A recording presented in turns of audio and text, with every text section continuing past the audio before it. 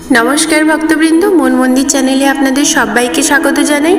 आशा करी गिरिधारीर आशीर्वादे आपनारा सकले भालो आछेन, सुस्थ आछेन।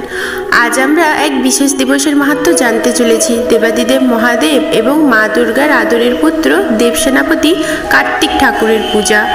2025 सालेर এই पवित्र कार्तिक पूजा कবে এবং এর মাহাত্ম্য কি, এর সঠিক নিয়ম কি, আর কেনই বা পূজা আমাদের জীবনে এত গুরুত্বপূর্ণ, চলুন আজ আমরা এই প্রশ্নের উত্তর খুঁজে নেব। কার্তিক পূজা তিথি ও শুভ মুহূর্ত। হিন্দু পঞ্জিকা অনুসারে বাংলায় কার্তিক পূজা সাধারণত বাংলা কার্তিক মাসের শেষ দিন অর্থাৎ সংক্রান্তি তিথিতে অনুষ্ঠিত হয়। 2025 সালে এই পবিত্র দিনটি হলো 16ই নভেম্বর 2025 রবিবার। এটি বৃশ্চিক সংক্রান্তির দিন, যেদিন সূর্য তুলা রাশি থেকে বৃশ্চিক রাশিতে প্রবেশ করবে। পূজা সাধারণত সন্ধ্যাবেলা থেকে শুরু হয় এবং রাতের 4 প্রহরে 4 বার পূজা করার নিয়ম রয়েছে। পরের দিন সকালে বিসর্জন দেওয়া হয়। পৌরাণিক ও আধ্যাত্মিকতার মাহাত্ম্য। কার্তিক পূজার গুরুত্ব শুধুমাত্র একটি আরাধনার মধ্যে সীমাবদ্ধ নয়, এর সঙ্গে জড়িয়ে আছে গভীর আধ্যাত্মিক ও পৌরাণিক বার্তা। পুরাণ মতে মহাবলী তারকাসুরের অত্যাচারে দেবকুল অতিষ্ঠ হয়ে উঠেছিল।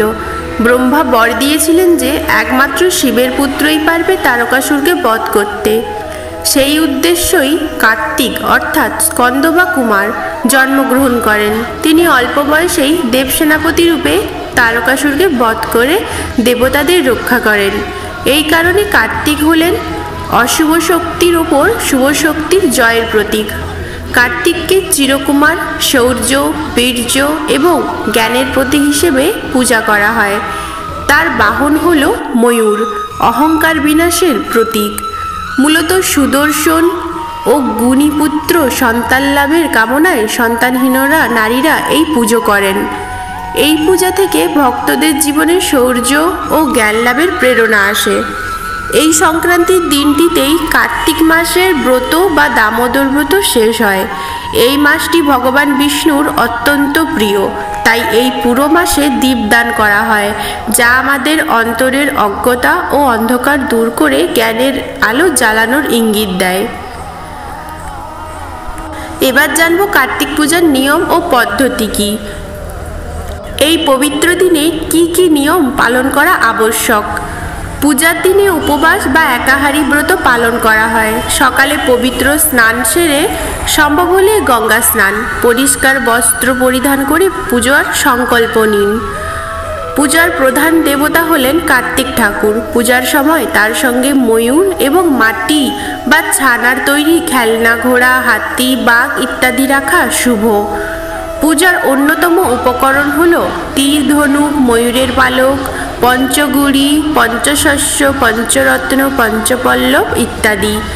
লুচি, মিষ্টি, ফল এবং সাধ্যমতো নিরামিষ ভোগ নিবেদন করুন। সাধারণত সন্ধ্যা থেকে পুজো শুরু হয় এবং রাতে 4 প্রহরের 4 বার পূজা ও ব্রতকথা শোনার রীতি প্রচলিত আছে।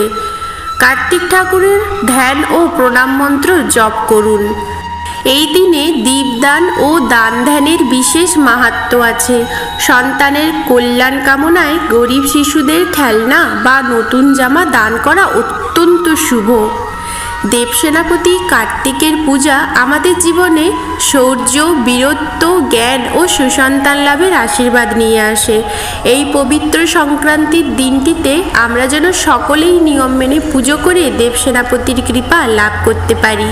প্রিয় ভক্তবৃন্দ, ভিডিওটি যদি ভালো লেগে থাকে তাহলে অবশ্যই লাইক করুন, শেয়ার করুন এবং আপনারা যদি আমার চ্যানেলে নতুন হয়ে থাকেন তাহলে অবশ্যই আমার চ্যানেলটিকে সাবস্ক্রাইব করে আমার এই ভক্তিমূলক যাত্রার সঙ্গে থাকুন। সকলকে জানাই শুভ কার্তিক পূজার আন্তরিক প্রীতি ও শুভেচ্ছা।